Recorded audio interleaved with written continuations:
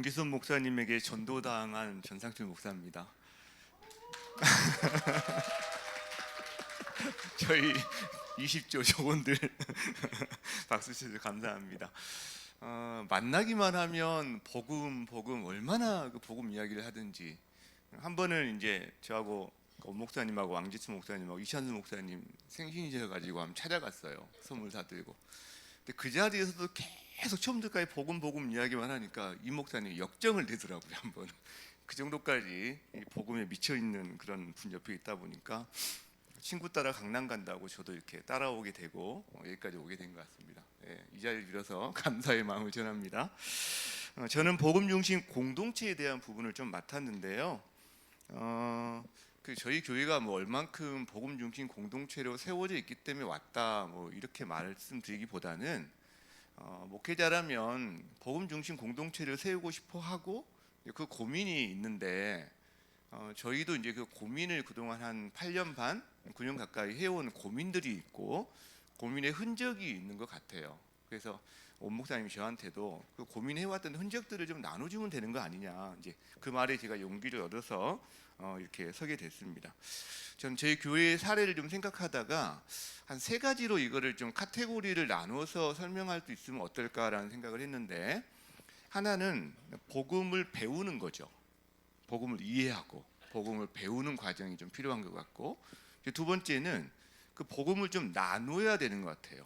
복음을 익히는 것들, 복음을 익히는 과정, 깊어지고 적용하고, 그리고 세 번째는 그 복음을 나누고 전수하는 과정.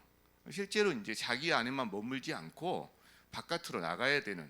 이걸 이제 굳이 이야기한다면 복음을 배운다는 과정은 복음 중심적인 삶으로 우리가 좀 이해할 수 있을 것 같고, 그 다음에 복음을 익힌다라는 과정은 복음 중심적인 공동체, 교회 공동체 안에서 이거 어떻게 관계성 가운데 복음을 익힐 거냐, 이 문제. 그 세 번째는 복음을 나눈다고 했을 때 이건 복음을 나누고 전수하는 것은 사역적인 면, 복음 중심적인 사역으로 어떤 선교 사역이든 변혁 사역이든 이렇게 좀 연결을 할 수 있지 않을까, 이런 생각을 해보았습니다.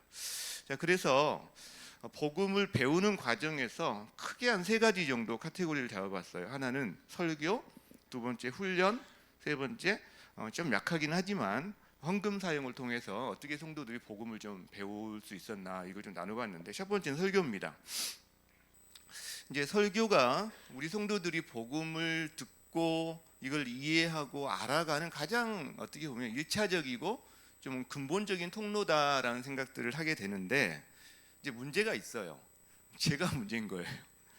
제가 복음을 잘 모르더라고요.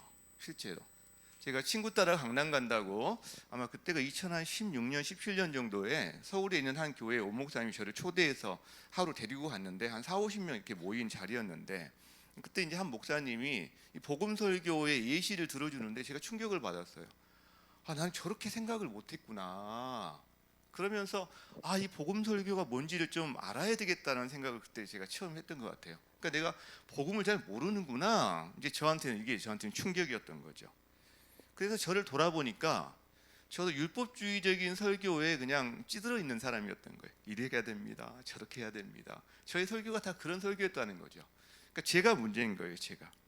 그래서 그때 그 모임을 계기로 이제 복음 설교에 대해서 혹은 복음에 대해서 좀 더 제가 알고 싶어하고, 그 다음에 세미나를 다니고 훈련하고 이제 이런 시간을 가졌는데, 저에게 이제 좋았던 과정들은 뭐냐면, 김대혁 교수님과 이정규 목사님의 아티클들이 저한테는 참 도움이 많이 됐어요.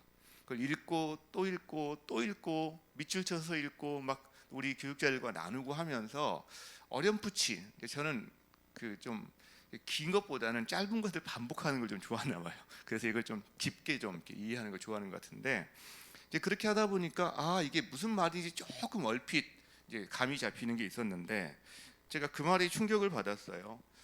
만약에 그리스도가 설교에서 드러나지 않는다면 구약 같은 경우는 랍비들이 우리들보다 훨씬 더 설교를 잘하는 걸 거다. 느낌이 확 오더라고요. 맞지, 진짜 그렇지. 그러면서 그리스도 중심적인 설교로 완전히 가야 되는구나라는 것에 대한 어떤 확신을 얻었다고 그럴까요? 이런 시간이 있었고요. 이걸 제가 이제 어떻게 좀 성장을 했냐면, 저도 오 목사님 비슷하게 좋은 책을 제가 먼저 읽고 그 다음에 이것을 가지고 성도들과 나누고 그 다음에 그러니까 이거를 저희는 이제 제자훈련이 있으니까 제자훈련 교재 안에서도 계속해서 나눌 수 있는 구조가 있거든요. 그럼 제가 좀 깊어지잖아요. 이제 그러면 성도들에게 책을 소개하고 제가 이걸로 좀 시리즈 설교를 하겠습니다. 이제 하면서 그렇게 성도들에게 복음과 관련된 설교를 하기 시작했어요. 이제 대표적인 게 탕부 하나님 그리고 복음 본색. 이 복음 본색이 정말 성도들에게 하기에는 정말 좋더라고요. 탕부 하나님은 어떻게 보면 성도들에게 충격이었고 그리고 이제 풍성한 삶의 기초 같은 경우를 그렇게 책을 가지고 성도들과 책을 봐가면서 설교를 했던 이제 그러면서 제가 설교를 할 때마다 좀 이렇게 정리가 된다고 그럴까요? 설교하기 전까지 엄청난 씨름을 하니까 이제 그 과정을 통해서 제가 좀 잘한다라는 느낌을 좀 가졌고요. 그리고 제가 또 성장했던 한 가지 과정은 이제 우리 김태곤 목사님과 함께 복음 설교 코칭을 그 코로나 기간 동안에 받았어요. 참 창피하게도 이렇게 이것밖에 못하나 이런 어떤 자괴감도 많이 있었지만 그게 저한테는 큰 도움이 됐고 근데 두 번째 이렇게 하자고 그럴 때는 제가 너무 준비가 좀 덜 돼 있어서 못했는데 근데 사실 지금도 잘 모르겠어요. 저도 오 목사님 모를 정도인데 제가 어떻게 알겠습니까? 그래서 잘 모르겠지만 조금씩 노력하고 있고 그다음에 방향성은 그렇게 가려고 지금 하고 있다. 그리고 또 앞으로 공부도 좀 더 해야 되겠다는 생각을 하고 있습니다. 제가 이걸 하면서 느꼈던 변화가 있는데 뭐 많겠지만 크게 두 가지만 말씀드리면 하나는 제가 본문을 그전에는 메인 아이디어만 봤어요. 이 장 한 장 안에서 메인 아이디어가 뭐냐 그걸 가지고 재구성해서 설교하는 방식으로. 근데 이제 이 복음 그리스도 중심적 설교를 하면서 빅 아이디어로 저의 이제 이 포커싱을 좀 넓히게 된 것 같아요. 메인 아이디어에서 빅 아이디어로. 그래서 고민하신 분들은 무슨 말인지 아실 거예요. 이걸 뭐 일일이 설명하기는 어렵지만 또 두 번째는 설교에서 복음과 복음의 결과를 제가 구분해서 성도들에게 설교하기 시작했어요. 이거는 복음입니다. 이거는 복음의 결과입니다. 그래서 1번 복음, 2번 복음의 결과 아예 그냥 1번, 2번에서 자 제가 말한 게 지금 몇 번이죠? 뭐 이런 식으로 해가면서 이 두 개를 가지고 구분해 설교하다 보니까 성도들이 조금씩 더 이해하게 되고 저도 사실은 좀 성장하게 되는 그런 과정이 있었는데 저희 이제 대표적인 한 성도의 반응을 보면 그전 교회에서 봉사와 헌신으로 굉장히 단련된 어마어마하게 봉사하고 어마어마하게 이렇게 헌신했던 그런 분인데 탈진이 일어난 겁니다. 완전히. 그래서 이제 방황하다가 어떻게 저희 교회에 이제 오시게 된 상황인데 이런 설교를 할 때 이분의 표정이 밝지 않았어요, 사실은. 그리고 이 교회가 뭔가 좀 자연스러움과 자유스러움이 있는 건 알겠는데 자기하고 너무 옷이 맞지 않다라고 생각하고 심지어는 뭐 떠날까 이런 고민도 했던 분인데 그렇게 한 거의 반년, 1년 이상 시간을 보냈어요. 그런데 이제 이분이 이런 설교를 통해서 복음과 복음의 결과에 대한 것들, 특히 팔복을 통해서 이제 그걸 했을 때 자기가 이제까지 들었던 건 다 복음의 결과만을 강조한 설교를 들었던 것 같다고 이해를 하기 시작한 거예요. 그러면서 복음이 주는 자유함이 뭔지를 제가 좀 알 것 같아요. 그때부터 얼굴이 좀 밝아지더니 이제 이게 제자반에 들어오고 제자반에 또 공부를 통해서 알게 되고 굉장한 자유함을 누리는 이런 케이스가 있었는데 이게 참 하나님이 설교자를 격려하시는 그런 부분이 아니었나 저는 그런 생각을 좀 해봅니다. 이게 설교였고요.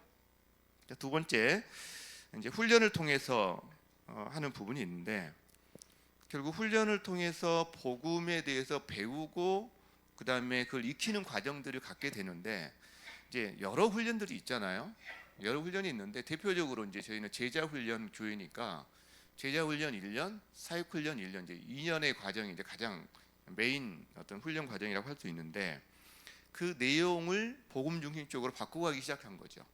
그러니까 훈련 과정이라는 틀은 그대로 두고 그 안에 있는 방식과 방법과 구조와 이런 것들을 어떻게 하면 좀 바꿔갈 수 있을까 이 고민을 해서 매년 바꿨습니다. 학기마다 매년마다 이렇게 바꿨는데 그걸 이제 한 세 가지 중심으로 제가 간단하게 좀 정리를 한다면 하나는 구조를 바꿨어요. 목회자가 단독으로 하는 훈련에서 이제는 저희 리더들이 저희 훈련에 같이 참여합니다. 그러니까 그전에는 저 혼자 훈련을 다 했어요. 근데 이제는 한 3분의 2는 제가 하고 3분의 1은 저희 리더들이 제자 훈련에 들어와요. 저희 리더들이 사역 훈련에 들어와요. 그 이분들이 훈련자가 되는 거죠. 그래서 실제로 평신도, 그러니까 성도 사역자를 길러내는, 저 혼자 할 때는 복음의 전수가 일어나지 않는 거예요. 재생산이 안 일어나는 거예요. 그러니까 저 혼자 죽을 때까지 그냥 해야 되는 거예요. 계속해서.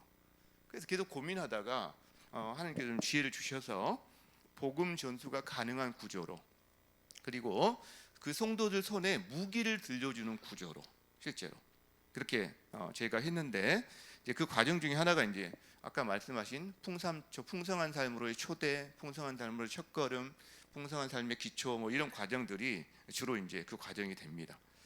그 두 번째는 과정도 좀 바꿨어요. 어떻게 바꿨냐면, 그 전에는 교재를 갖고 했어요. 교재. 근데 저희가 교재를 최소화하고 책으로 다 바꿨어요. 교재 자체를 아예 책으로, 그러니까 참고 도서도 당연히 있고요. 그거 말고 교재 자체를 아예 책으로 많이 바꾼 거예요. 왜 그랬냐면, 교재는요, 나는 알아, 너는 몰라. 그러니까 내가 너를 가르쳐 줄게. 이 구조인 거예요, 실제로. 그러니까 이게 그 사람이 그걸 배워서 자기 걸 만든 다음에 다른 사람 가르치기가 쉽지 않습니다. 근데 책으로 바꾸니까 책에 대한 내용을 요약해 오고, 뭐 밴드에 올리고, 서로 나누고, 그다음에 와서 또 그룹으로 나누고 발표하게 하고, 제가 그걸 가지고 계속 집요하게 질문하고 대답하고, 이 구조가 나오는 거예요. 그러니까 저는 훨씬 부담이 적고요. 가르치지 않아도 되니까. 이분들은 훨씬 고민을 많이 해야 되고요. 머리를 싸매야 되는 구조가 되는 거예요, 기본적으로. 그리고 질문을 계속 꼬꼬무 혹은 한 놈만 패 이런 식으로 계속 질문을 이어가니까 깊이 있는 걸 계속 드러낼 수 있는 구조가 되더라고요. 저희 교회에서는 이제 가급적이면 뭐 아버지 학교, 어머니 학교 이런 것도 저희 내부적으로 해피 데디, 해피 맘으로 바꿔서 좀 하고 있는데, 이제 그런 것들도 저희가 교재로 안 하고 책 한 권을 선정해서 하는 구조로 이렇게 바꾸기 때문에 프로그램에 몇 명이 들어오든 상관이 없이 한 팀이면 한 팀, 뭐 6명이면 한 팀, 10명이면 두 팀, 15명 모이면 세 팀, 이렇게 이제 하면 되니까 얼마든지 가능한, 그리고 부목사님들도 자기가 다 설교하지 않고 가르치지 않아도 되니까 과정을 자유롭게 만들었다가 폐지했다가 또 다른 책으로 바꿨다가 할 수 있는 이런 구조가 좀 나오는 것 같습니다. 이거 하니까 좀 자율적이 돼요. 역동성이 좀 있고 학습 공동체가 형성되는 이런 부분들이 있다, 이런 걸 좀 생각하게 됐습니다. 그 세 번째는 내용을 좀 바꿨어요. 그러니까 그전에는 지식을 가르쳐주고 교리를 정확하게 하는데 좀 중점이 있었던 것 같아요, 저 같은 경우도. 근데 이제 제가 이런 과정들을 통해서 그게 아니라 복음 중심으로 이거를 좀 할 수 있도록 어떻게 할 수 있을까, 그리고 하나님 나라 개념으로 어떻게 인류 역사를 바라볼 수 있도록 도와줄 수 있을까, 그리고 관계 중심으로. 그러니까 훈련 안에 그전에는 빡센 훈련, 제가 대명사였거든요. 완전히 제 반에 들어오면 안 된다고, 다들 저만 피하면 된다는 식으로 그런 게 있었는데, 이제 담임 목사니까 그렇게 하면 떨어져 나가면 안 되겠더라고요. 그래서 그렇게 못 하다가 관계 중심으로, 왜 우리와 하나님과의 관계가 신앙이기 때문에 이 훈련에서도 그 관계성을 우리가 좀 바라볼 수 있도록 해야 되겠다, 이런 마음을 가지고 관계 중심으로, 좀 과제보다는 대화 중심, 관계 중심으로 이렇게 많이 하는 식으로 바꿨습니다. 그래서 복음 중심 관련된 책이 탕구 하나님, 내가 만드신 복음 본색, 이런 게 도움이 됐고, 하나님 나라 중심은 특례나 때가 찼다, 제자 훈련, 기독교 생존막, 이런 책들이 참 도움이 됐다는 걸 말씀드립니다. 그리고 헌금 사용을 통해서는 이건 뭐 이걸로 그 복음을 어떻게 가르쳤나, 뭐 좀 약간 연결이 좀 애매할 수도 있지만, 저희 교회에서 했던 것 중에 하나 까마귀 헌금이라는 게 있습니다. 그 그리시네가에 있는 엘리야를 하나님이 까마귀를 통해서 먹였다 해서 착안한 헌금인데, A 성도가 B 성도의 어려움을 알 때 A 성도가 교회 헌금을 해서 이거 B 성도에게 전해주세요. 이게 지정 까마귀고요. 어려운 성도 있으면 전해주세요. 이거 비지정, 일반 까마귀죠. 이런 것들이 저희 가운데 이제 까마귀가 까악까악하고 날아다니는 구조들이 있는데, 이것이 이제 해마다 이제 금액이 늘어나게 되는 겁니다. 그래서 작년 같은 경우에는 한 총 256회에 한 5천만 원 이상의 금액이 까마귀 헌금을 통해서 전달이 됐는데, 성도들이 하나님의 채우심을 경험해요. 그리고 성도들 안에 서로 따뜻함이 경험이 돼요. 자기가 어려울 때 나를 지켜보고 기도해주고 물질로 돕는 성도가 있다라는 데 대해서 굉장히 자부심과 따뜻함을 느끼고 은혜를 받았던 분이 해요. 이렇게. 그러니까 이게 점점 확산되는 이런 것이 실제로 복음을 좀 배우는 하나의 과정이었던 것 같고, 저희 교회는 이제 1년에 4번의 절기 헌금을 전액 이웃과 열방을 위해서 보냅니다. 사용합니다. 전액. 이것이 이제 의왕 우리 교회 옹기선 목사님이나 하늘빛 우리 교회에서 이제 먼저 개척한 선배들이 이렇게 하고 있다는 걸 제가 이제 듣고 우리도 해야 되겠다 이제 이런 마음으로 이제 시작을 한 건데, 이게 참 좋은 게 당회나 리더들의 마인드가요, 재정 전략 모드가 아니라 재정 잘 사용 모드로 바뀝니다. 기본적인 인식 자체가.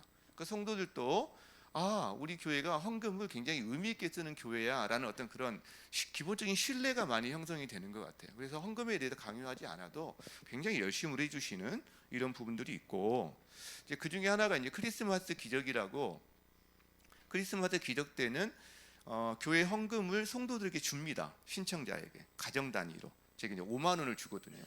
목장 단위로는 좀 더 많은 금액을 주기도 하는데, 그럼 그걸 가지고 자기 돈을 보태서 자기 이웃에 있는 사람들을 사역하는, 돕는 어떤 그런 사역을 해보고 있는데, 이런 것들이 이제 저희한테는 복음을 좀 배우는 과정, 약간 뭐 나누는 과정도 포함되어 있긴 하지만 이렇다고 볼 수 있습니다. 자, 그러면 이제 복음 익히기인데, 이거는 성도들이 듣고 배운 복음을 이 공동체 안에서 어떻게 이걸 좀 적용을 해볼 거냐라는 관점으로 본다면, 우리 공동체에 대한 부분인데, 가장 기본적인 공동체가 목장이 있습니다. 목장. 목장에 대해서는 뭐 여러분도 다 있으시기 때문에 저희 교회 목장의 특징만 제가 몇 가지 말씀드린다면, 삶을 나눌 수 있는 것이 되기 위해서는 소그룹이 있어야 되고 목장이 있어야 된다라는 걸 굉장히 강조하고, 목장에 소속되지 않는 사람은 거의 뭐 우리 교회 성도가 아닐 수도 있어요라는 이런 애교 섞인 말을 할 정도로 이제 강조하는 건데, 그러다 보니까 제가 목장에 소속되어 있는 인원이 한 93% 이상 정도 되는 것 같아요, 현재. 물론 거기도 출석자는 좀 더 낮겠지만 그런 상황이고, 저희는 부부 목장으로 중심을 갖고 갑니다. 그래서 해보니까 남녀 따로 떨어진 목장이 장점도 있지만 실제적인 가정의 변화를 이루는 데는 좀 한계가 있다는 생각 때문에 부부 목장으로 하고, 그리고 인위적으로 이렇게 분할하지 않고 오래 갈 수 있도록, 가능하면 분가 방식으로 할 수 있도록 한다는 것, 그리고 이제 목장 자체의 사역이나 목장끼리 연대해서 하는 사역들을 가급적이면 할 수 있도록 해줘서 목장 안에 그리고 목장끼리 어떤 교제 같은 걸 할 수 있도록 하는데, 이제 여기 뭐 적어놓은 거 참조하시고요. 이거 말고도 저희는 이제 주일에 성가대가 없습니다. 그래서 성가대가 안 서고 목장이 2개, 3개가 연합해서 미리 만나서 연습한 다음에 주일 특송으로 이제 섬기는 구조들인데, 이제 그걸 통해서 목장이 전 성도의 성가대화도 될 뿐만 아니라, 그 다음에 왜 성가대를 안 하느냐, 주일에 성가대 하면서 하루 종일 시간을 보내는 게 아니라 주일에 다른 사람들을 하나님 앞으로 데리고 오는 일에 우리가 좀 더 신경을 써야 되기 때문에 그렇다고 말할 수 있는 기회가 되기도 하고, 그리고 그 시간을 통해서 예배에 참여하는 자로서 이렇게 설 수 있도록 그런 기회를 좀 주고 있는데, 목장 간의 교제도 일어나는 그런 통로가 되는 것 같습니다. 자, 이제 공동체가 또 이제 여러 가지 교사라든가 다른 사역 공동체가 많지만, 저희는 이제 제자반 사역반 공동체가 좀 끈끈한 공동체인데, 제자반 사역반 안에서도 가령 12명의 제자반이 그 안에서도 한 4명 정도로 또 소그룹을 나누어요. 그래서 항상 이게 가장 작은 단위의 소그룹 안에서 존재의 안정감을 찾고, 그런 다음에 거기서 삶 나눔을 강화할 수 있도록, 삶을 나눌 수 있도록. 그리고 이제 제자 훈련 특징 중에 하나가, 앉아서 하는 제자 훈련보다 한 학기는 복음의 현장성을 가지고 직접 나가서 복음을 전할 수 있는 과정들을 제자 훈련에, 사역 훈련에 이제 집어넣기 시작했습니다. 이제 그러면서 그게 이제 굿뉴스 클럽이라든가 전도 학교라든가, 그 다음에 비신자 인대인을 하는 과정들, 이런 것들이 이제 점차 강조가 되고 있는데, 이 제자반 사역반을 통해서 이제 여러 가지 뭐 사실 이야기 나눌 수 있는 게 있겠지만, 성도들이 성장해요. 실제로 이게 한 자매 제가 이야기를 써놨는데, 되게 아이를 낳은 자매들은 되게 신앙의 암흑기를 보내는 경우가 많거든요. 굉장히 힘들기 때문에. 근데 이 자매는 이제 결혼하기 전에 우리 교회 와서 결혼하고 여기서 지금 3 아이의 엄마예요. 아이도 어려요. 막내가 돌같이 난. 근데 뭐 첫째, 둘째일 때 제자반에 들어오는 거예요. 어떻게 제자반에 들어왔느냐? 그리고 제자반 들어오고 지금 자기 집을 오픈해서 그 아이들 인근에 있는 아이들을 대상으로 복음을 전하는 굿뉴스 클럽이라는 거 집에서 또 하고 있단 말이에요. 이런 식으로 혹은 가서 하든가 돕든가 여러 가지 하고 있는데 이 자매만 그런 게 아니라 젊은 엄마들 사이에 이게 문화가 되어 있어요. 젊은 엄마들이 아기 낳기 때문에 나는 이제 쉬어야 돼. 이게 아니라 교회에 모여서 함께 기도하고요. 그 다음에 함께 훈련하고요. 그 다음에 또 복음을 전하고요. 이게 이제 문화가 돼 있어요. 특세를 하면 이 아이들의 그 꼬맹이들이 이 자매들의 꼬맹이들이 다 나와서 뭐 맨날 나와서 라면 먹으러 나오는 거지만 물론 그렇게 하는 게 문화가 돼 있는데 이게 어떻게 가능한가 봤더니 처음에 한 분이 젊은 엄마들이 참 불쌍하다. 아기 키우는데 그래서 이 엄마들에게 하루 기도를 가르쳐주고 그 다음에 한 끼 식사를 대접해주고 아기를 봐주자. 수요일 하루를 잡아서 그렇게 하기 시작한 거예요. 거기서부터 이제 이 그룹핑이 시작되고 에너지가 생기기 시작한 거죠. 그러면서 각자 목자가 내가 네 훈련 받을 때 아기 봐줄 테니까 제자 훈련 받아. 아기를 봐주기 시작하는 거예요. 이 목자가. 그러니까 이 엄마들이 아기 봐주니까 좋잖아요. 훈련받고 이 과정이 계속 반복되면서 교회 안에 문화가 형성이 되는데 이게 참 정말 좋더라 이런 생각을 해봅니다. 그러니까 복음을 익히는 거죠. 그 목자의 헌신을 통해서 나에게 점심을 주고 아기를 봐주고 기도를 가르쳐주는 한 분의 헌신을 통해서 이분들이 복음이 뭔지를 알아가는 거죠. 어떻게 보면. 그리고 이제 또 하나의 공동체가 리더반이 있습니다. 리더반이 있는데 저희는 토요일 날 아침 7시부터 9시까지 매주 모이거든요. 여름과 이제 겨울에는 이제 방학이 물론 있긴 하지만 근데 이제 이 리더반을 어떻게 운영할 거냐, 어떻게 이 복음 중심적으로 운영할 거냐라는 생각을 할 때 일방적으로 가르치는 구조가 되면 안 되겠다라는 생각을 하는 거예요. 그래서 리더반에서 하는 게 이제 조별 간식 나눔을 하고요. 간식을 싸와서 아침에 같이 식사 비슷하게 하듯이 간식 나눔을 하고 조별 삶 나눔을 하고 그 다음에 이제 조별로 책이라든가 말씀 나눔을 해요. 책을 나누기도 하고 때로는 제가 주일날 할 설교 본문을 가지고 미리 나누기도 하고 근데 이렇게 나눈 다음에 그분들이 나와서 발표를 해요. 그리고 또 그 발표하신 분에 대해서 제가 이제 약간 보충, 격려와 보충을 하는 그런 구조를 갖고 있는데 이렇게 하다 보니까 쌍방향 구조고 이분들이 스스로 자기들의 삶과 말씀과 책 나눔을 통해서 자기들이 깨달은 걸 계속 나누고 북리더가 지정해줘서 누가 발제해 본다 이런 과정을 통해서 성장해 가는 걸 느낍니다. 그리고 이제 이 리더반이 가장 중요한 게 뭐냐면 저희는 교회의 모든 의사결정의 가장 최고 권위가 이 리더반에 있습니다. 그러니까 당회를 통해서만 무조건 하지 않고 대부분은 리더반을 통해서 공지가 되고 의견이 나누어집니다. 그리고 리더반에 물어봅니다. 통보가 아니라 어떤 사안에 대해서 물어보기도 하고 의견을 듣고 그러면 그 자리에서 막 이야기해요. 그리고 뭐 한번 손들어 보라고도 하고 그럼 그 자리에서 뭐 제가 제안한 건 막 깔아 뭉개기도 하고요. 그거 안 됩니다 해가지고 제가 막 그래요 하고 이렇게 근데 아무렇지 않은 거죠 사실은. 그러니까 리더들이 내가 이 교회에 있어서 어떤 의사결정이 굉장히 주체다라는 생각들을 갖고 있고 당회조차도 위임받아서 하는 구조지 사실은 가장 중요한 결정은 리더반에서 한다라는 인식들이 좀 있는 것 같아요 어떻게 보면. 자 그래서 이제 목자들을 사역자로 성장시켜야 되는데 저희 같은 경우는 이제 이런 과정들을 통해서 목자들이 새벽 기도회를 이제 1년에 한 달이나 2달 정도 인도하는 경우 이제 장례식을 목자가 인도하기도 하고요. 목자 안식년 제도가 있어요. 그래서 5년 목자하면 1년 강제 안식을 해야 되는 굉장히 이제 여러 가지 좋은 점이 있습니다. 어려운 점도 있긴 하지만 목자 수가 부족한 그런 점도 있긴 하지만 그러니까 5년 동안에요 웬만하면 탈락이 없습니다. 5년 하면 1년을 쉬기 때문에 채우려고 하시거든요. 이 1년 쉬는 동안 굉장히 부침을 겪으면서 은혜가 좀 회복되고 목자가 의무가 아니라 이게 하나님이 나에게 허락한 선물이구나 라는 것을 돌아보게 되는데 본인들이 쉬어보니까 우리 부교육자들도 안식년을 줬으면 좋겠습니다 해서 부교육자를 5년 뒤에 안식년을 주는 이런 일도 이분들이 자발적으로 했던 과정인데요. 시간 얼마 안 남았다고 알겠습니다. 자 복음적 의사결정 과정을 어떻게 해갈 거냐, 교회 안에서 제가 리더반 중심으로 한다고 그랬잖아요. 그리고 당에서 이걸 해가는데 성령 안에서 일치됨을 잃지 않는 끝까지 하나됨을 추구하는 의사결정 과정을 하는데 이제 이런 겁니다. 이를테면 가령 다수결로 하기 시작하면 문제가 생깁니다.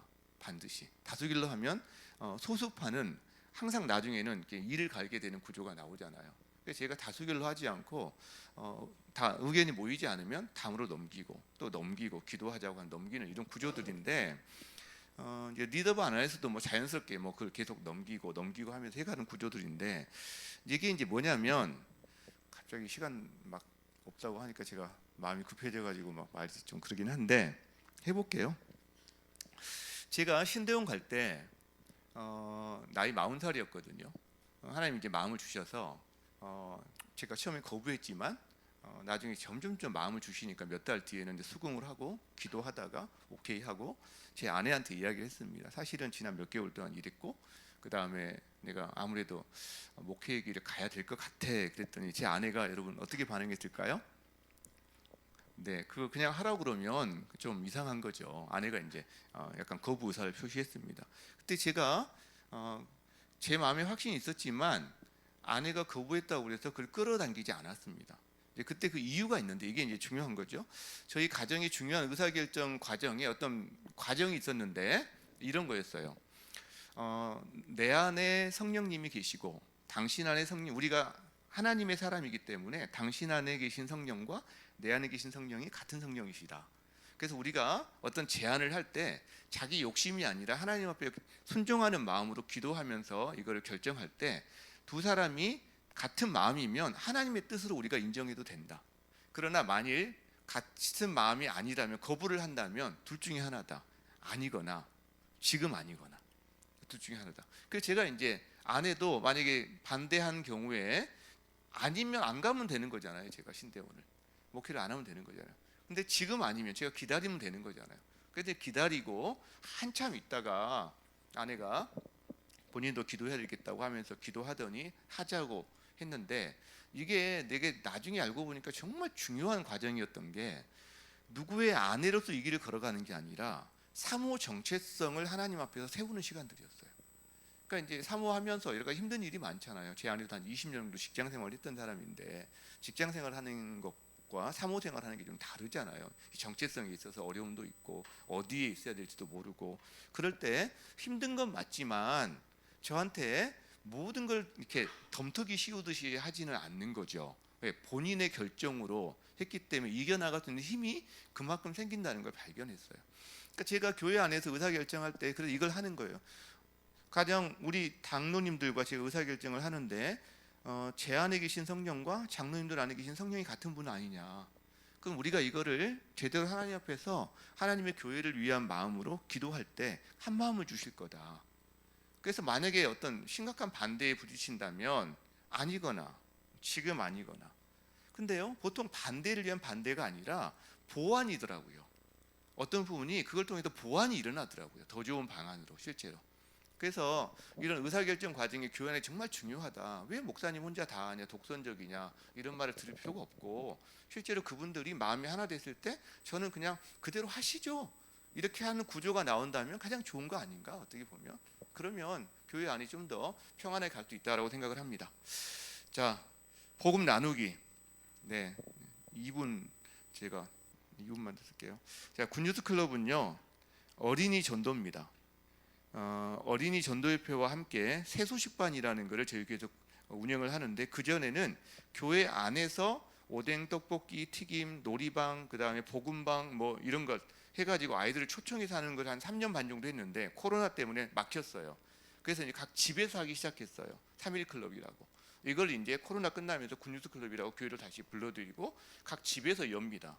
지금 현재는 12개 클럽을 이제 이번 학교도 하고 있는데 여기 기준으로 그때 한 주에 한 115명 정도 모이는 이런 구조인데 이걸 통해서 아이들이 자기 친구들을 데려오고 그 다음에 친구들이 오니까 엄마들도 한번 와보고 그럼 이 엄마들하고 만나고 그러면 이 엄마들은 기도하는 엄마라든가 풍삼초라든가 이런 걸 하게 되는 구조가 있다.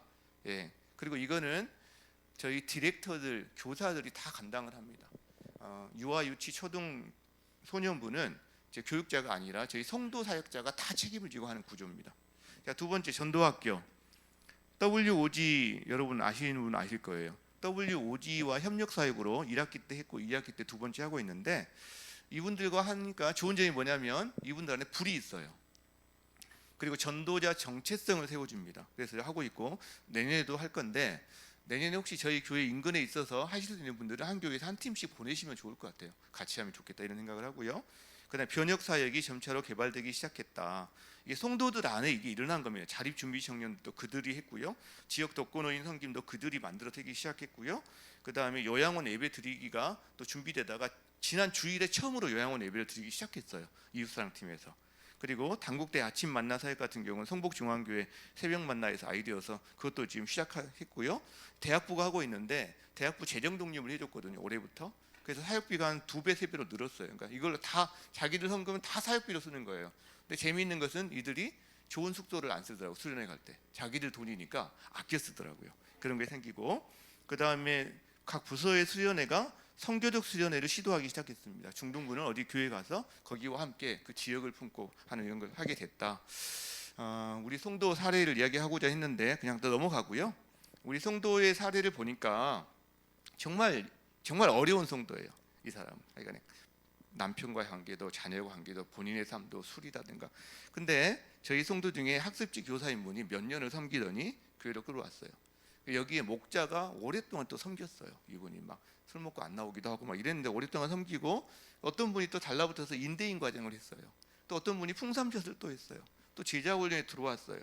근데 제가 이걸 보면서 느끼는 게 뭐냐면, 한 사람이 그리스도 안에 들어와서 성장해 가고 이분이 지금은 다른 분을 섬기고 있거든요. 불완전하긴 하지만. 근데 그 핵심에 뭐가 있을까? 저는 사랑이라는 생각이 들었어요. 사랑으로, 학습지 선생님이 사랑으로 몇 년을 섬기고, 목자가 몇 년을 섬기고, 풍삼초로 또 사랑으로 섬기고 하다 보니까 이분이 자기 삶의 안정을, 지금도 간혹 이렇게 좀 어려움이 있긴 하지만 그러면서 자기와 비슷한 사람들 섬기기 시작하더라고요. 교회 안에 어려운 사람들. 이분이 아니면 섬길 수 없는 사람도 있더라고요. 그래서 복음의 공동체의 핵심 안에는 사랑을 받은 사람들이 그 사랑으로 섬기는 과정들을 통해서 된 것 같다라는 생각을 좀 했습니다.